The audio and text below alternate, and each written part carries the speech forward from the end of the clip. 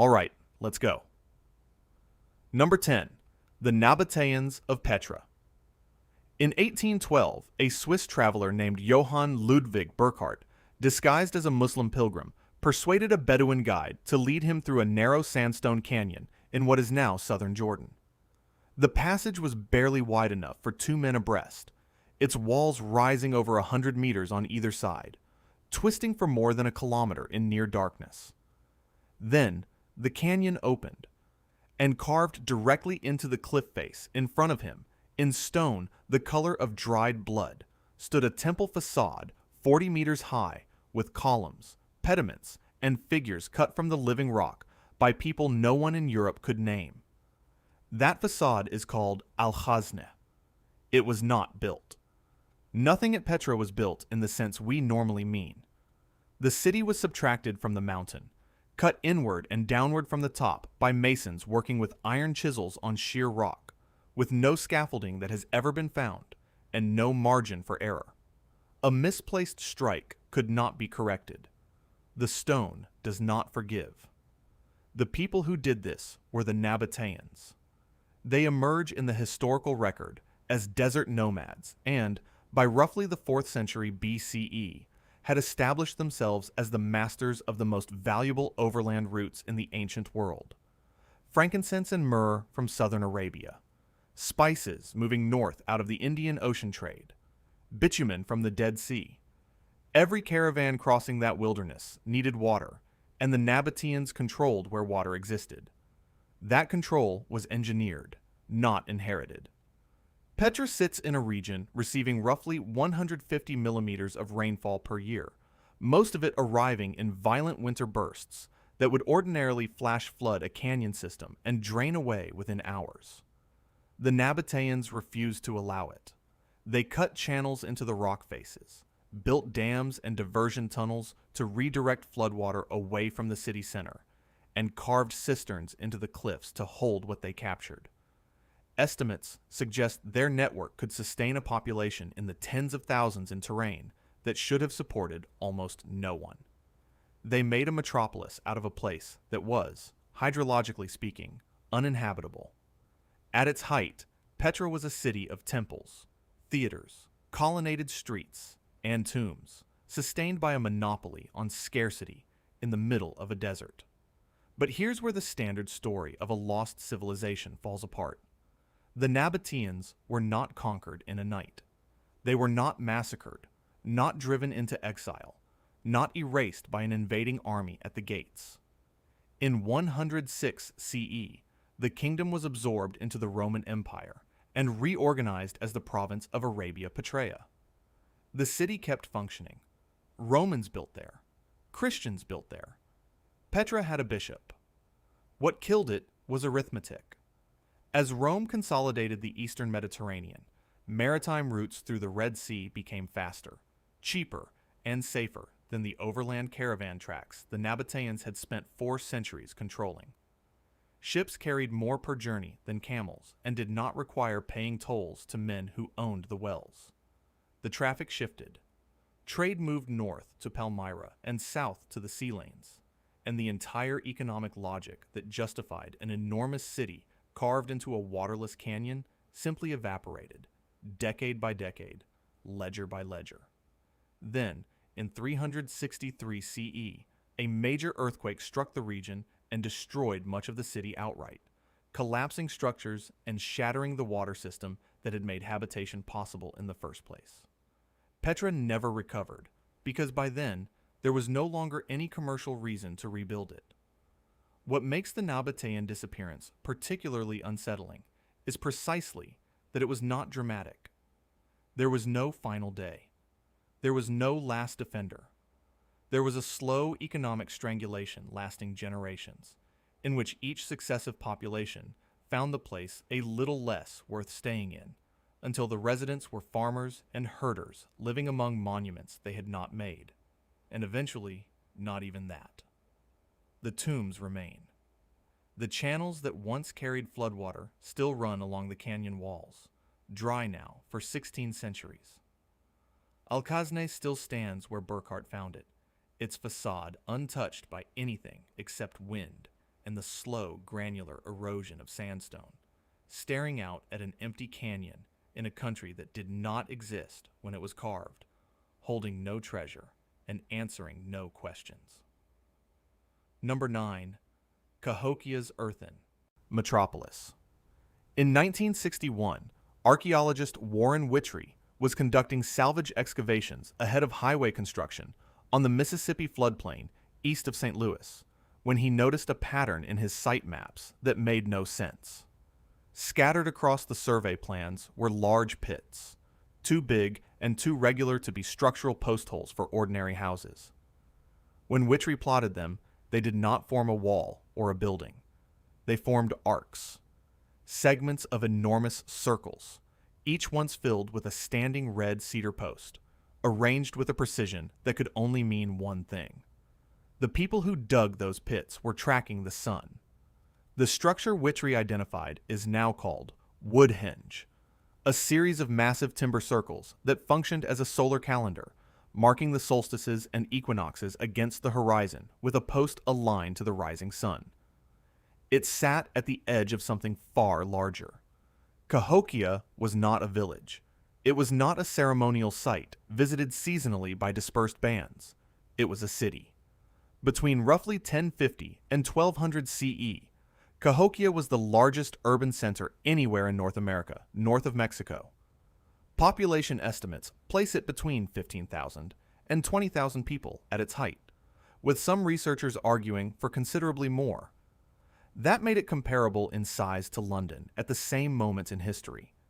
It possessed planned plazas, residential districts, satellite communities across the surrounding floodplain, and a trade network drawing copper from the Great Lakes and marine shell from the Gulf of Mexico. At its center stood Monk's Mound. The structure rises in terraces from the floodplain and covers a base larger than that of the Great Pyramid of Giza. Not a comparable footprint. Larger. It was built entirely by hand, basket load by basket load, from an estimated 22 million cubic feet of packed earth carried on the backs of laborers from borrow pits across the site. There were no draft animals. There were no wheels. There were no metal tools. A pyramid with a greater base than the largest structure in Egypt was raised out of Mississippi mud by people carrying dirt in woven baskets. But here's where the story becomes genuinely disturbing. By around 1350 CE, Cahokia was largely abandoned. The plazas emptied. The timber circles rotted into the ground. The satellite settlements dissolved.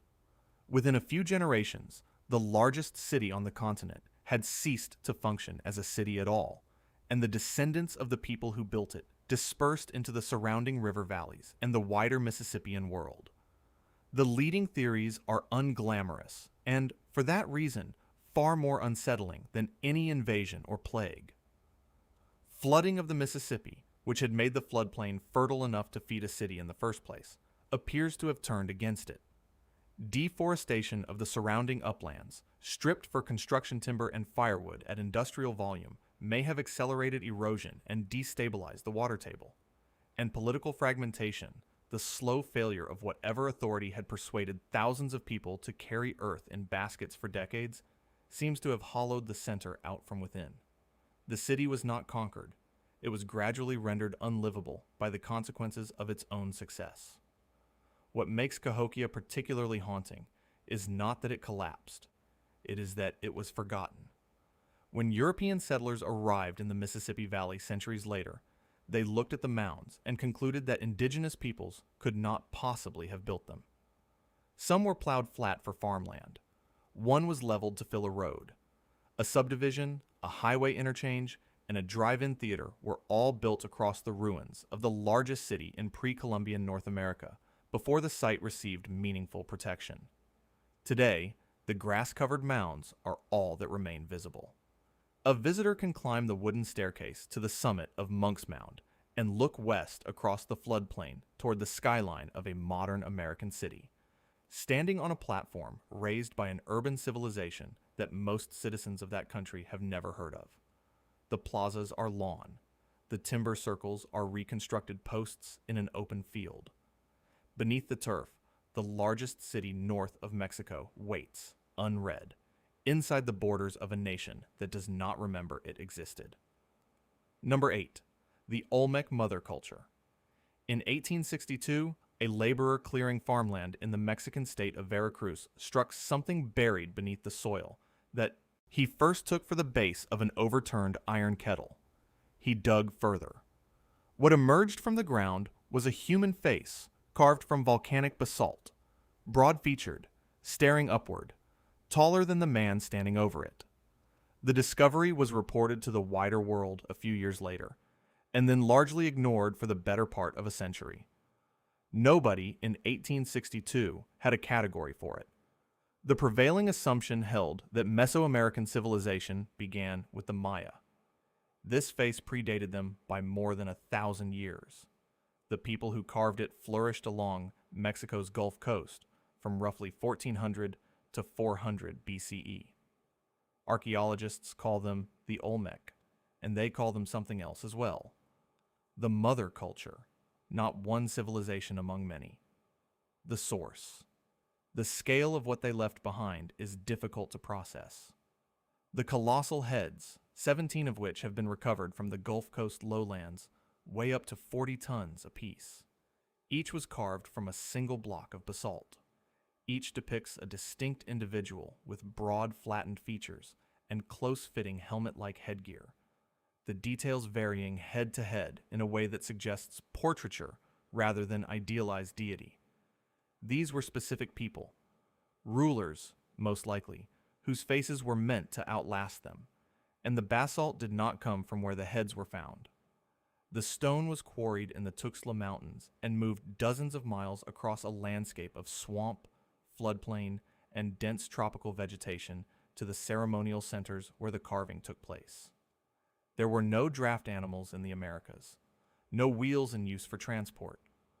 A 40-ton block of volcanic rock was separated from a mountain, moved across tens of miles of terrain that floods seasonally, and delivered intact to a workshop where artisans without metal tools shaped it into a human face.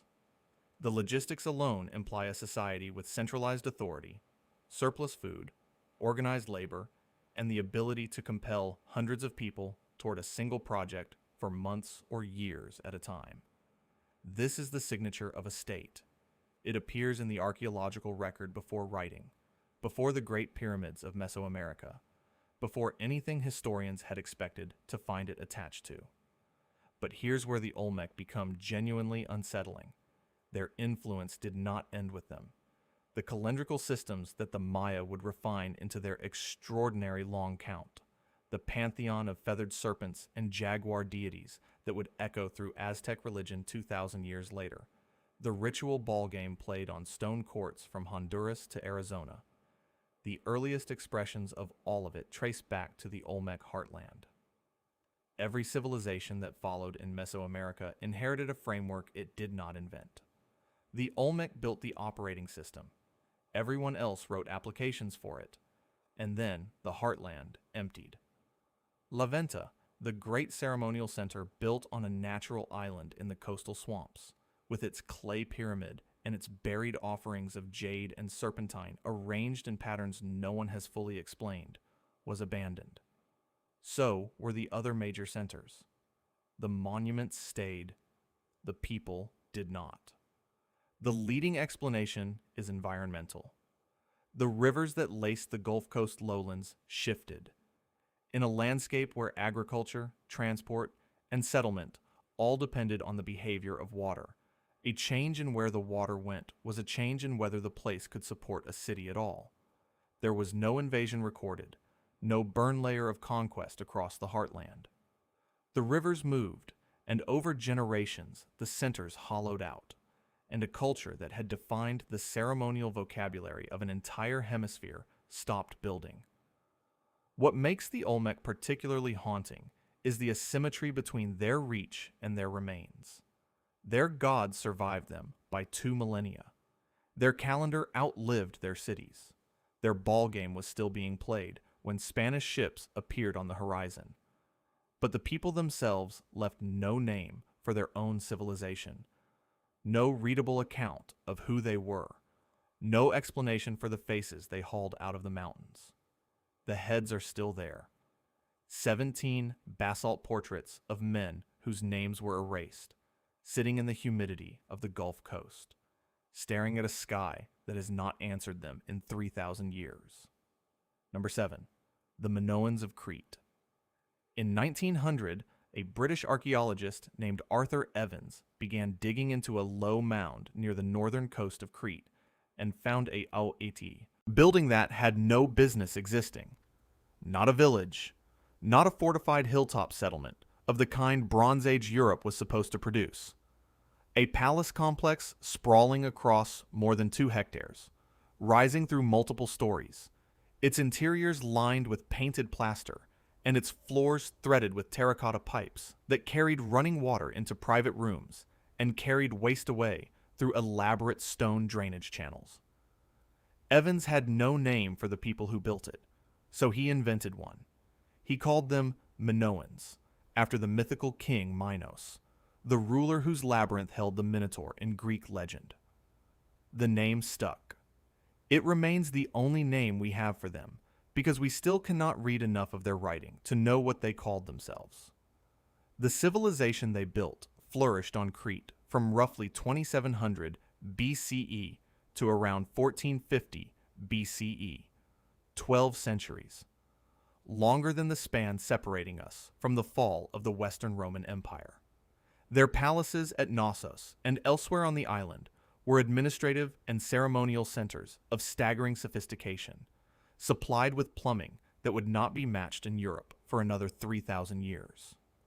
Their walls carried frescoes in bright ochre and blue, dolphins arcing through painted water, young athletes vaulting over the backs of charging bulls in a ritual whose purpose nobody has satisfactorily explained.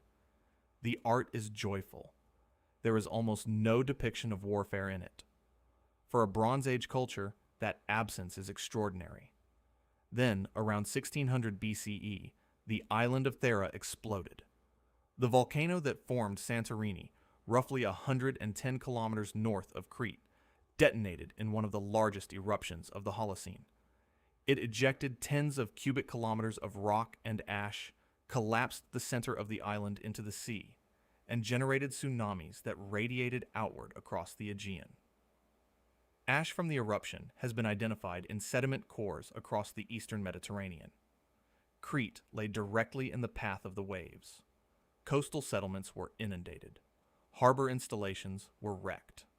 The fleet that carried Minoan trade and Minoan influence across the Aegean was, in all probability, destroyed in a single afternoon.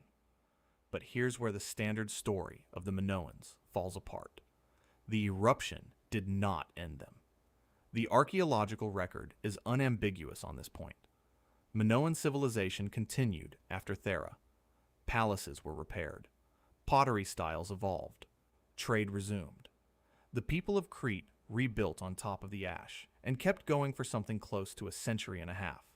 Whatever the volcano took, it did not take everything, and the survivors did what survivors do.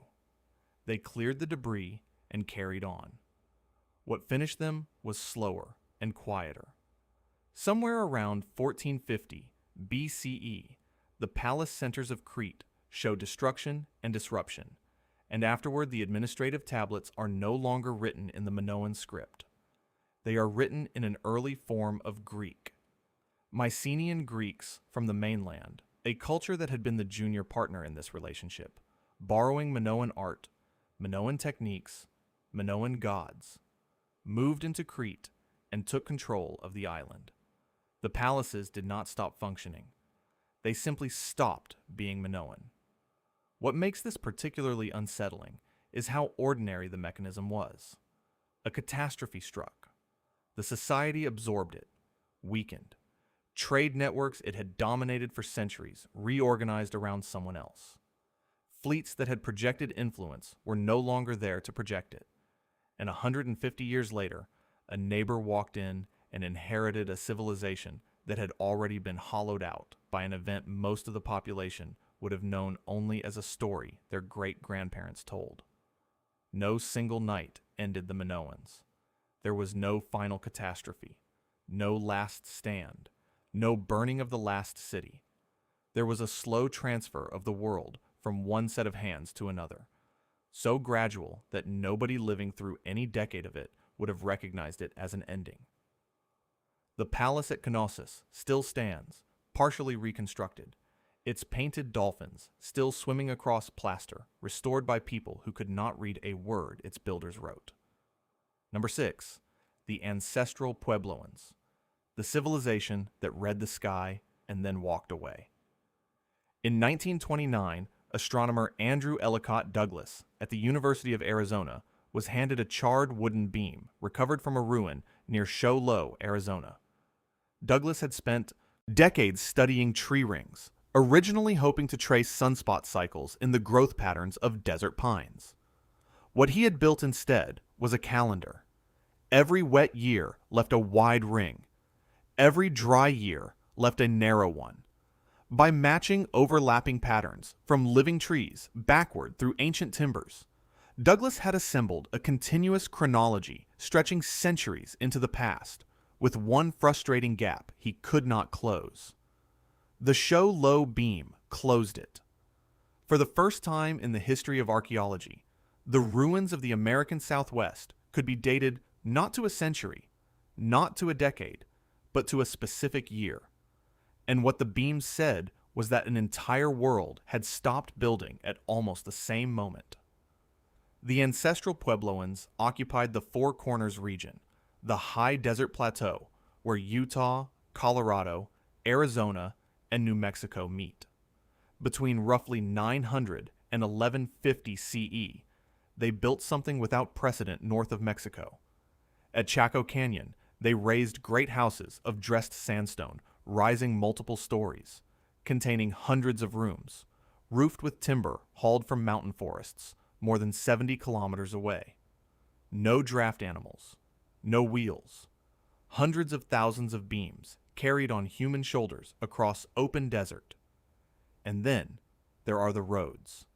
Straight, engineered corridors up to 9 meters wide, running for miles across empty terrain, cutting through obstacles rather than around them, connecting outlying communities to the canyon in lines so deliberate they are still visible from the air. They do not follow the logic of trade. They follow the logic of intention. At Mesa Verde, the architecture turned inward and upward. Entire villages were constructed inside sandstone alcoves in the canyon walls, multi-level dwellings of stone and mortar tucked beneath overhangs that shielded them from snow and sun, accessible only by hand and toe, holds cut into vertical rock. The alcoves face the winter sun and shade the summer one. These were not shelters. These were engineered towns hanging in cliffs. But here is where the tree rings become genuinely unsettling. Beginning around 1276 CE and continuing until roughly 1299, the rings across the Colorado Plateau narrow and stay narrow. 23 consecutive years of failed precipitation. Archaeologists call it the Great Drought, and the dendrochronological record captures it with a precision no other collapse on this list can match. We do not estimate the disaster. We can count it, year by year, in the wood the builders themselves cut and set into their walls. The construction dates tell the rest. Beam cutting at Mesa Verde thins, falters, and ceases.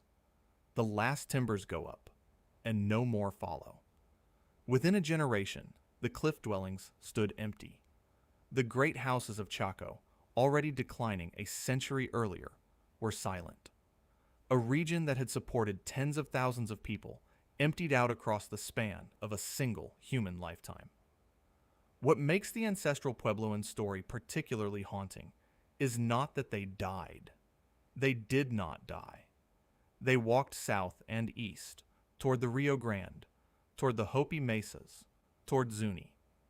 They carried their pottery traditions, their ceremonial architecture, their agricultural knowledge, and their bloodlines with them. Their descendants are the modern Pueblo peoples, who live in the Southwest today and who have never once described their ancestors as lost. The name most commonly attached to them, Anasazi, is not their word. It comes from a different language group entirely, a Navajo term applied by outsiders and repeated for a century by archaeologists who did not ask. The people who built Mesa Verde have never been consulted about what to call the people who built Mesa Verde. That, more than the drought, is the erasure. So the mystery was never where they went. The mystery is what it takes for a society to abandon 3 centuries of investment, walk out of its cities, and never return.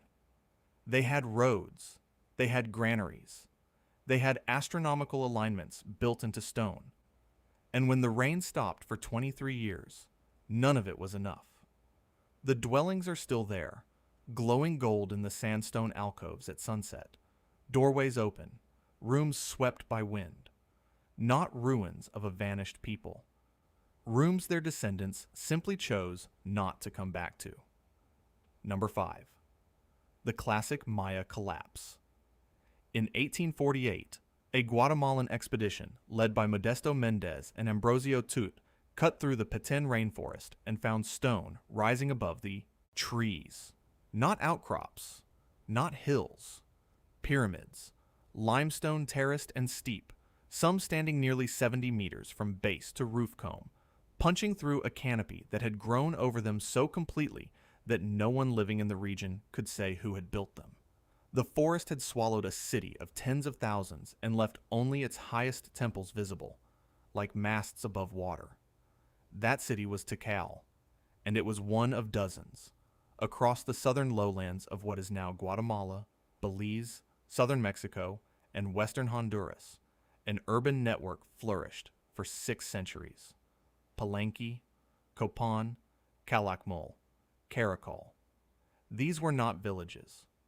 In 2018, a laser survey of northern Guatemala, published in Science, by a team including Marcello Canuto at Tulane University, stripped away the canopy digitally and revealed more than 60,000 structures beneath it. Causeways, terraced farmland, fortification walls, an engineered landscape supporting a population that ran into the millions. The Maya built astronomical observatories. They tracked Venus with an error of hours across centuries. They maintained a calendrical system of extraordinary precision, interlocking cycles that could fix a single day anywhere within thousands of years. Then, between roughly 800 and 900 CE, the southern lowland cities emptied. The pattern is legible in the monuments themselves. Royal courts commissioned carved stelae marking anniversaries and accessions, dated to the day. Across the 9th century, those dedications thin out city by city, court by court, until they stop. Tikal's last dated monument falls in the late 800s. At Tonina, the final long count date corresponds to 909 CE. After that, silence. The plazas were not sacked and rebuilt. They were simply left. Within a few generations, roots had split the staircases, soil had buried the courtyards, and the jungle had taken back everything below the temple summits. But here is where the popular version of this story falls apart entirely. The Maya did not vanish. There are millions of Maya people alive today, speaking dozens of Mayan languages across Guatemala, Mexico, Belize, and Honduras. The northern cities, Chichen Itza and Uxmal, were ascendant while the southern lowlands emptied. And the writing is not lost. Maya glyphic script has been fully deciphered. We can read their dynastic histories, their wars, their marriage alliances, the names of their kings, and the days those kings were born. Of every civilization in this countdown, the Maya are among the least mysterious. We have their words, in their own hand, carved in stone, which makes what happened harder to look at, not easier. The paleoclimate record is unambiguous. Sediment cores from Lake Chichancanab on the Yucatan Peninsula, analyzed by David Hodel and colleagues at the University of Florida and published in Nature in 1995, show a series of severe, prolonged dry intervals falling squarely across the 9th century. Later work on stalagmites from Belizean caves refined the timing further, resolving individual drought decades. Rainfall in some reconstructions dropped by a substantial fraction for years at a stretch, in a landscape with almost no surface rivers, where cities depended on reservoirs filled by seasonal rain. The drought did not act alone. The deciphered inscriptions record escalating warfare between city-states in the 8th and 9th centuries. Capture, defeat, dynasties extinguished. The terraced farmland shows a population pressed to the edge of what the soil could carry. Drought, war, and overpopulation converged on a system with no slack left in it. What makes the Maya collapse particularly disturbing is not that we cannot explain it. It is that we can. Every step is documented, dated, and readable, and the people involved were watching it happen. The kings kept carving. They recorded accessions and rituals while the reservoirs fell and the alliances failed, keeping the calendar current right up to the last dedication, and then not. Millions of people walked out of the southern lowlands over the course of a century. They went north, they went to the highlands, they dispersed into smaller settlements, and their descendants are still there. What they left behind was not a mystery.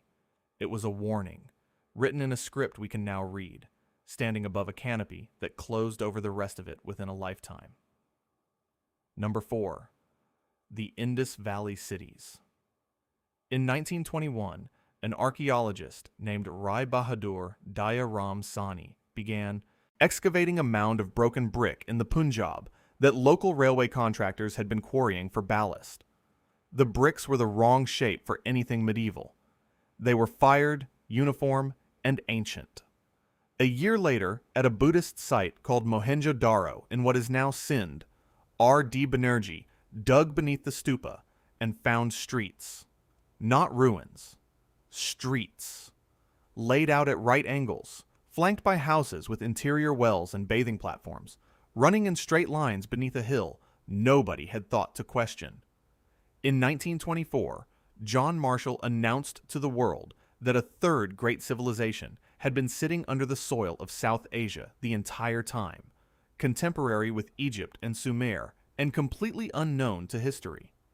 It flourished from roughly 2600 to 1900 BCE across a territory spanning modern Pakistan and northwest India, larger in area than Egypt and Mesopotamia combined.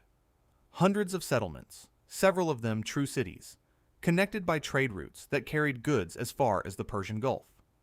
What emerged from the excavations was not a civilization of temples and god kings. It was a civilization of infrastructure. The cities were laid out on a grid, with wide straight streets dividing residential blocks into ordered sectors. Beneath those streets ran covered drains. Individual houses connected to them through terracotta pipes, carrying wastewater out of residential districts into channels that were regularly inspected and cleaned. This was municipal sanitation 4,500 years ago, in an era when most of the world was still throwing refuse into the road. Europe would not match it until the 19th century. Then there are the bricks. Across hundreds of miles of the Indus Plain, the fired bricks used in construction conform to a standardized ratio, the same proportions repeating from city to city. Weights follow a standardized system. Street widths follow consistent measures. Something coordinated construction across a territory the size of Western Europe with a precision that implies administration, enforcement, and shared authority. And at the center of Mohenjo-Daro sits the Great Bath, a watertight brick basin sunk into a raised platform, sealed with bitumen, fed and drained by dedicated channels, approached by steps at either end. It is the oldest known public water tank in the world. What happened in it, no one can say. But here's where the standard picture of a lost civilization collapses into something far stranger. The Indus people wrote. Their script appears on thousands of objects, carved into stone seals, pressed into clay, incised on copper tablets and pottery. It is a real writing system with recurring signs and consistent ordering. It has been studied for a century by linguists, cryptographers, and computational statisticians on 3 continents. Not one sentence of it has ever been read. The inscriptions are short, most only a handful of signs. There is no bilingual text, no Rosetta Stone, no descendant language securely tied to it. We know what they built, what they ate, what they traded, how they disposed of their sewage. We do not know what they called themselves. We do not know the name of a single ruler, a single god, a single city. Every civilization on this list left silence in the ground. The Indus left words we can hold in our hands and will never understand. The decline itself was not a night, or a year, or a generation. It unfolded gradually across centuries. Shifting monsoon patterns weakened the rains that fed the floodplain. The Sarasvati, the Gagar-Hakra river system that watered a vast share of the settlements, dried into seasonal channels and then into dust. Cities shrank. Standardization broke down. The drains stopped being maintained.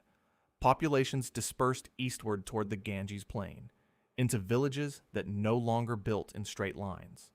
Nobody destroyed them. The water simply left, and the discipline that had held 500 years of urban order together dissolved with it. The mounds are still there, baking under the Sind sun, their brickwork straight after 4,000 years. Tourists walk the grid streets of Mohenjo-Daro every season, and on a seal in a museum case, a row of small carved signs sits waiting in a language nobody alive can pronounce, a message from a people who described their world precisely and left it addressed to no one. Number 3. The Clovis culture. In 1929, a teenager named Ridgely Whiteman, walking a dry channel near the town of Clovis in eastern New Mexico, noticed bones eroding out of the ground. Not small bones. He wrote to the Smithsonian. Within a few years, excavations at the site, known as Blackwater Draw, led by Edgar B. Howard of the University of Pennsylvania, had pulled something out of that dust that rewrote the story of the Americas. Stone spear points. Long, leaf-shaped, worked to razor edges by hands that knew exactly what they were doing, and lying directly beneath the ribs and vertebrae of extinct mammoths. Humans had been here with the mammoths, not after them. With them. The points themselves are among the most recognizable objects in world archaeology. Each one carries a distinctive channel, a flute, struck lengthwise from the base toward the tip, thinning the stone so it could be seated into a wooden shaft. It is a difficult flake to remove. A single misplaced strike shatters days of work. Whoever developed the technique passed it on with remarkable fidelity, because the same design appears again and again across an entire continent, from the deserts of Arizona to the river valleys of Pennsylvania, from Florida to the Canadian plains. Thousands of them have been recovered. The proportions barely vary.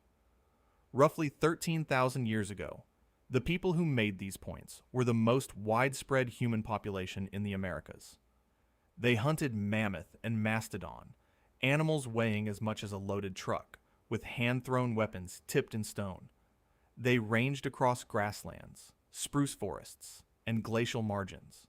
They moved fast enough and far enough that their toolkit blankets a landmass spanning 2 hemispheres of latitude. By any measure archaeology uses, this was a success, a technology, a hunting strategy, and a way of life that had colonized a world. And then the record stops. But here's where the standard story of gradual cultural change falls apart. Clovis does not fade. It does not gradually simplify or diversify into a scatter of regional variants over 1,000 years. The fluted points appear in the sediment. They persist across an entire continent, and then within a window, archaeologists measure in centuries at most. They are simply gone. The toolkit disappears from the archaeological record rapidly, and what follows is different. Different points, different prey, a different world, because the world had, in fact, changed. The disappearance of the Clovis toolkit coincides with 2 of the most severe disruptions in the recent geological history of the planet. The first is the North American megafaunal extinction, the loss of the mammoths, the mastodons, the giant ground sloths, the saber-toothed cats, the American horses and camels, animals that had survived repeated glacial cycles, and then, within a narrow window, did not. The second is the Younger Dryas, an abrupt cold reversal that dragged the northern hemisphere back toward glacial conditions almost overnight in climatic terms, after the ice had already begun releasing its grip. 3 catastrophes, 1 time frame, a hunting culture, its prey, and its climate, all failing together. What makes this particularly unsettling is that it remains a genuinely debated puzzle, not a solved case dressed up as a mystery. Archaeologists still argue over which factor drove which. Did the Clovis hunters exterminate the animals they depended on and collapse with them? Did the cold snap destroy the ecosystems that fed the herds and starve the hunters as collateral? Did something else entirely arrive from outside and knock all 3 pieces down at once? Each explanation accounts for part of the evidence. None accounts for all of it. The arguments run through journals and conference halls and have not converged in 90 years. Every other collapse in this list left something behind that talks. Ruins, ledgers, descendants, ash layers with a date on them. The people who fluted these points left no walls, no burials we can read as a culture, no words at all. What they left is a single, exquisitely made shape, repeated across a continent, and then silence. The points sit in museum drawers by the thousand, sharp enough to cut skin. They are the entire testimony of the first people to spread across a hemisphere. And they end mid-sentence. Number 2. The Late Bronze Age collapse. On the western wall of the mortuary temple at Medine Habu in Upper Egypt, carved under the reign of Rameses III around 1177 BCE, there is a relief depicting a naval battle. The Egyptian scribes recorded the enemy in stone, ships with prows shaped like birds' heads, warriors in feathered or horned headdresses, fighting in the Nile Delta against a coalition that had come from somewhere across the water. The Egyptians gave them names. The names do not match any nation Egypt had traded with for the previous 4 centuries. Modern scholarship calls them the Sea Peoples, and the term is an admission of ignorance dressed as a title. We do not know with certainty who they were. We know only that they arrived at the precise moment the civilized world was coming apart. Between approximately 1200 and 1150 BCE, over the span of roughly a single century, the interconnected civilizations of the Eastern Mediterranean collapsed. Not one of them. Nearly all of them. The Hittite Empire, which had fought Egypt to a standstill at Kadesh and controlled most of Anatolia, ceased to exist. Its capital at Hattusa was burned and abandoned. Mycenaean Greece, the world of the great citadels at Mycenae and Tiryns and Pylos, with their palace bureaucracies and inventoried storerooms, collapsed so completely that the Greeks forgot how to write. The linear B script vanished from the record for 400 years. The coastal cities of the Levant burned.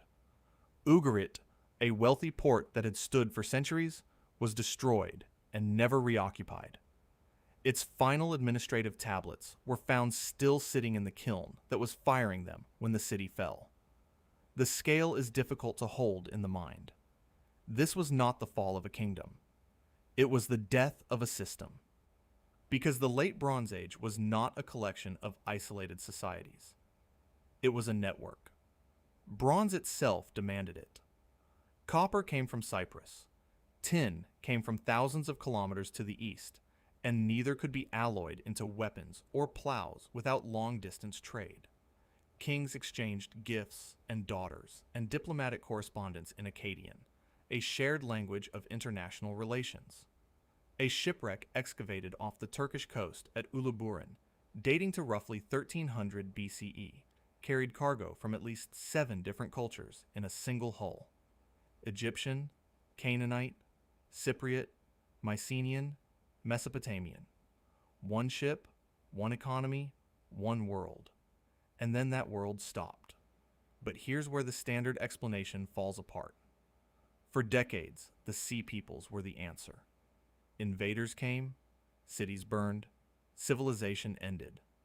The problem is that no invasion in recorded history has ever done this much damage to this many independent states across this much territory.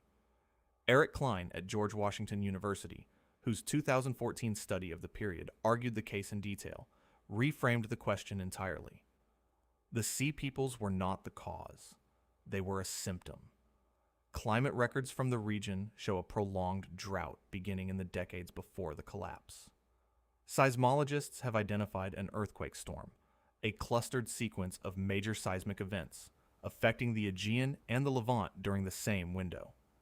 Populations moved, grain shipments failed.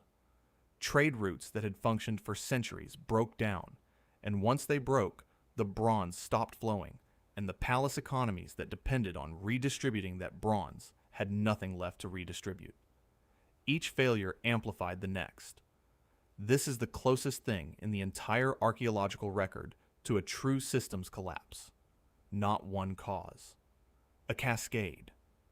What makes the late Bronze Age collapse particularly disturbing is not the violence, though the burn layers are real, and they are everywhere.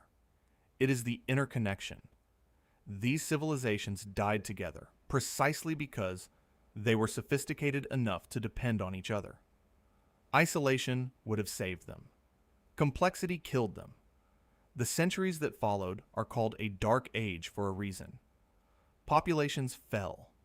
Cities shrank to villages. Monumental construction ceased. Literacy in the Aegean disappeared entirely. Whole languages went silent, and the memory of what had been lost survived only as legend. Half-remembered heroes fighting a war at a city that later Greeks were no longer certain had ever existed. The palaces are still there, blackened stone, buried under 3,000 years of soil, in a landscape that never rebuilt what it had. Number 1. The builders of Göbekli Tepe. In 1994, a Kurdish shepherd tending his flock on a dusty hilltop in southeastern Turkey noticed something strange protruding from the soil. A curved slab of limestone, too regular to be natural, worked by hands that had been dead for longer than any written record of human existence. The hill was called Göbekli Tepe, the Potbelly Hill, and archaeological surveyors had passed over it decades earlier, dismissing the scattered stone fragments as a medieval cemetery. In 1995, German archaeologist Klaus Schmidt of the German Archaeological Institute began excavating. What emerged from that hillside dismantled the accepted chronology of human civilization. Beneath the soil stood circles of massive T-shaped limestone pillars. Some rise more than 5 meters. Some weigh more than 10 tons. They were quarried, shaped, transported, and raised into precise circular enclosures, and the surfaces of many were carved in relief with animals. Foxes, boars, snakes, vultures, not crude scratchings, deliberate, confident, stylistically consistent artwork executed by people who knew exactly what they were doing. Then came the dates. Radiocarbon analysis placed the oldest enclosures at approximately 9,600 BCE. That number is difficult to absorb, so it helps to place it against the monuments we consider ancient. Göbekli Tepe predates Stonehenge by roughly 6,000 years.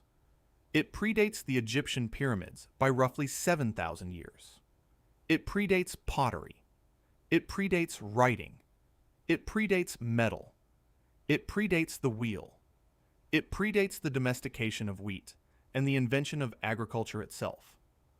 The people who raised those pillars were hunter-gatherers. Every model of how civilization began ran in one direction. Farming came first. Surplus food allowed permanent settlement. Permanent settlement allowed specialization, hierarchy, priesthoods, and eventually the capacity to build something monumental. Monuments were the reward for agriculture. That was the sequence, taught in every introductory course on human prehistory, for the better part of a century. Göbekli Tepe reverses it. Here were foragers, moving with the seasons, with no cities, no granaries, no draft animals, no metal tools, organizing enough labor to quarry and erect 10-ton megaliths on a waterless hilltop. Whatever compelled them to do it came before the farm, not after. But here's where the site becomes genuinely impossible. Göbekli Tepe was not abandoned. It was not eroded away or overrun or lost to the drift of centuries. It was buried, deliberately, systematically, by the people who built it. The enclosures were packed with rubble, limestone fragments, animal bone, and flint debris filled in from the top until the pillars disappeared entirely beneath an artificial mound. That is why the carvings survived in such extraordinary condition. That is why the site sat undisturbed for 11,000 years under the feet of shepherds.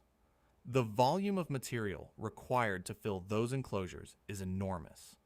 It had to be carried up the hill by hand, basket by basket, by a population without wheels or pack animals. It represents a labor investment comparable to the construction itself. A society chose to spend as much effort concealing its greatest achievement as it spent creating it. No one can explain why. Schmidt, who worked the site until his death in 2014, proposed ritual decommissioning, a deliberate closing of a sacred space at the end of its use. Other researchers have suggested the burial was gradual, the byproduct of continual rebuilding rather than a single act of interment. The debate continues in journals and at conferences. What remains undisputed is the fill itself, the pillars beneath it, and the fact that human beings at the dawn of the Holocene made a collective decision to put their monument into the ground and walk away. Geophysical surveys indicate that only a small fraction of Göbekli Tepe has been excavated. Ground-penetrating radar has identified additional enclosures still sealed beneath the hill, untouched, holding whatever their builders left inside them.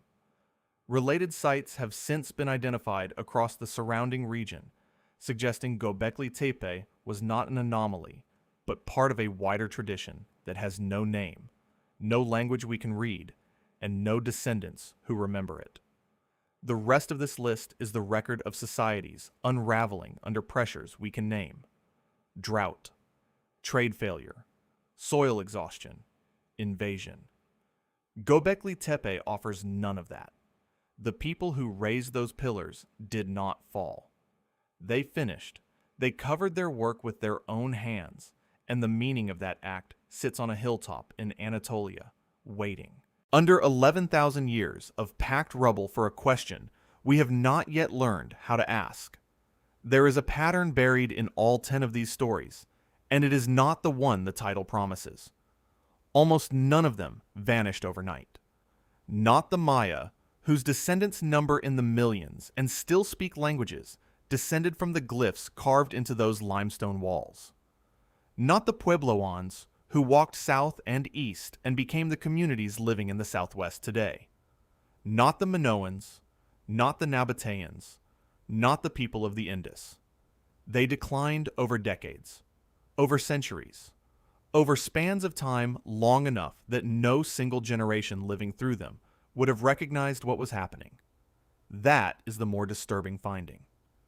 In nearly every case, the mystery is not whether we have any idea what happened. We have ideas.